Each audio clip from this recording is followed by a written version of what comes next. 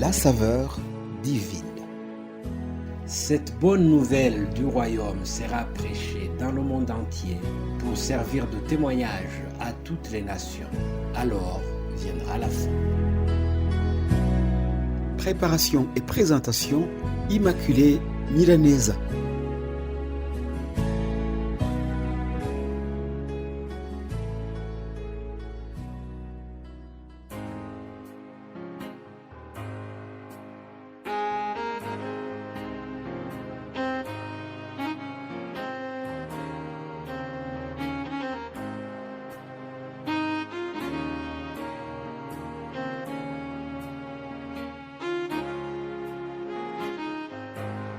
Ma très chère famille Saveur Divine, aimables auditrices et auditeurs qui m'écoutent en ce moment, je vous salue chaleureusement au nom de Jésus-Christ, le Seigneur des Seigneurs.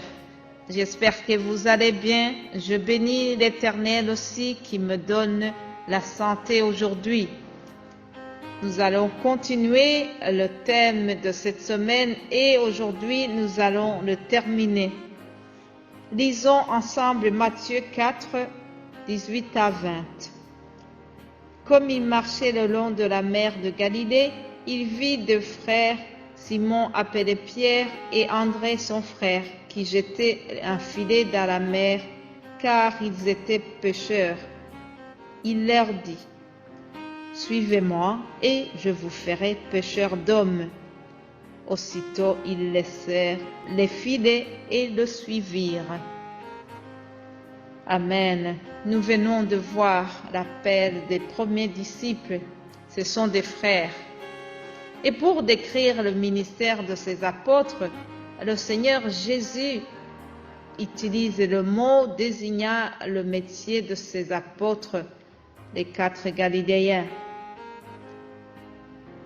En effet, il leur a dit, « Je ferai de vous pêcheurs d'hommes. » Je me suis demandé pourquoi Jésus a fait la comparaison entre leur métier et la mission à laquelle il les appelait. Il n'y a pas de réponse. Je continue à chercher.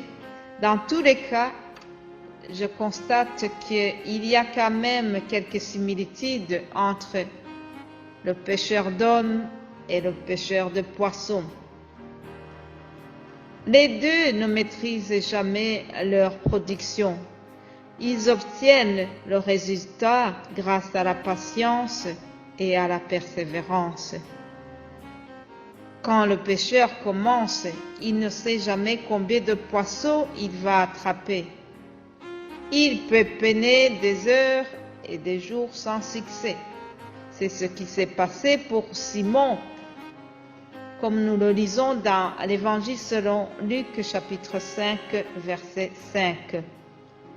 Il est écrit, Simon lui répondit, « Maître, nous avons travaillé toute la nuit sans rien prendre, mais sur ta parole, je jetterai le filet. » Amen. Chers amis, des fois, nous pouvons travailler pour le royaume de Dieu sans vraiment voir le résultat. Des fois, nous pouvons prêcher sans voir quelqu'un qui se convertit. Un prédicateur peut passer des années sans voir vraiment le résultat. Mais tout ce qui compte, c'est la foi, la passion et la persévérance. La quête du royaume de Dieu exige l'audace, la patience, la confiance en celui qui nous a envoyés. L'apôtre Paul a souligné ce principe apostolique sans utiliser le langage de la pêche et il a dit, lui, il a utilisé plutôt le langage de l'agriculture et il a dit dans 1 Corinthiens 3, 7, « Celui qui plante n'est rien, celui qui arrose n'est rien, mais Dieu seul compte, lui qui fait croître. » Amen.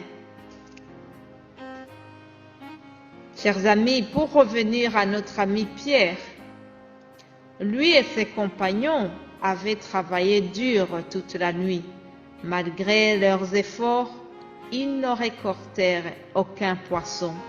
Épuisés et découragés, ils voulaient renoncer, mais Jésus leur demanda d'essayer encore une fois. Amen. Jésus a déposé en Pierre un espoir qui le fit par la suite essayer à nouveau. Alléluia. Ce verset 5 de l'Évangile selon Luc nous montre que juste un mot de Jésus peut changer la situation en bien. Et cela m'encourage tous les jours.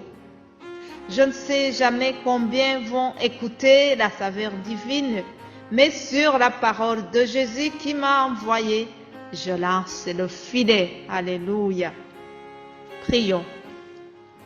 Seigneur Jésus, je te remercie pour cette parole que tu as déposée en nous.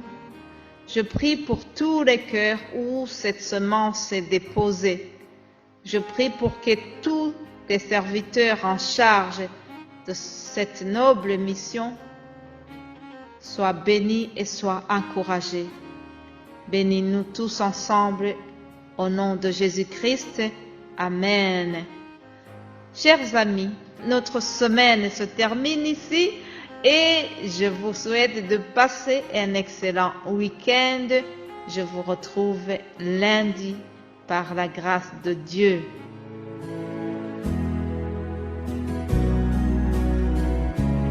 La saveur divine. Cette bonne nouvelle du royaume sera prêchée dans le monde entier pour servir de témoignage à toutes les nations. Alors viendra la fin. Préparation et présentation, Immaculée Milanesa.